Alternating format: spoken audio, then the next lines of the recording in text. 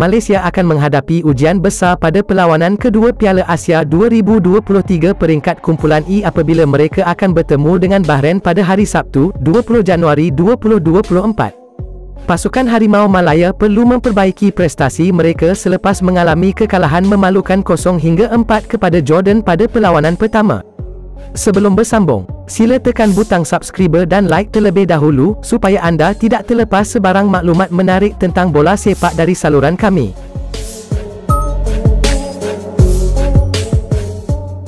Perlawanan itu menunjukkan bahawa Malaysia masih jauh ketinggalan dari pasukan-pasukan kuat di Asia, terutama dari segi kualiti, kecekapan, dan ketahanan.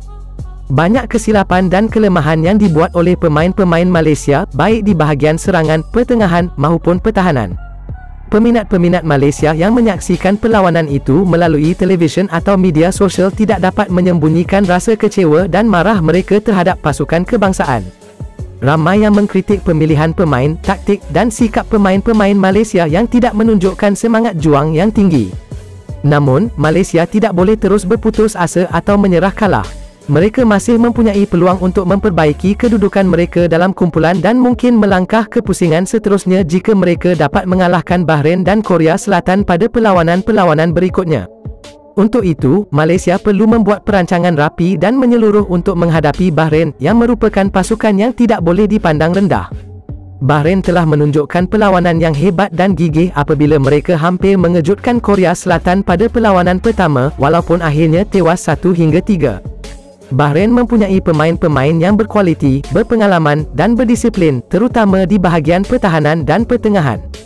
Mereka juga mempunyai corak permainan yang agresif, laju, dan berani, yang boleh menimbulkan masalah kepada pertahanan Malaysia yang lemah dan rapuh.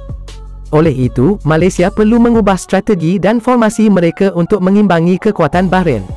Mungkin pengendali Kim Pan-gon perlu memberi peluang kepada pemain-pemain lain yang tidak dimainkan pada perlawanan pertama, seperti Akhyar Rashid, Safawi Rashid, dan Syafiq Ahmad yang mempunyai kelajuan, kreativiti, dan ketajaman di bahagian serangan.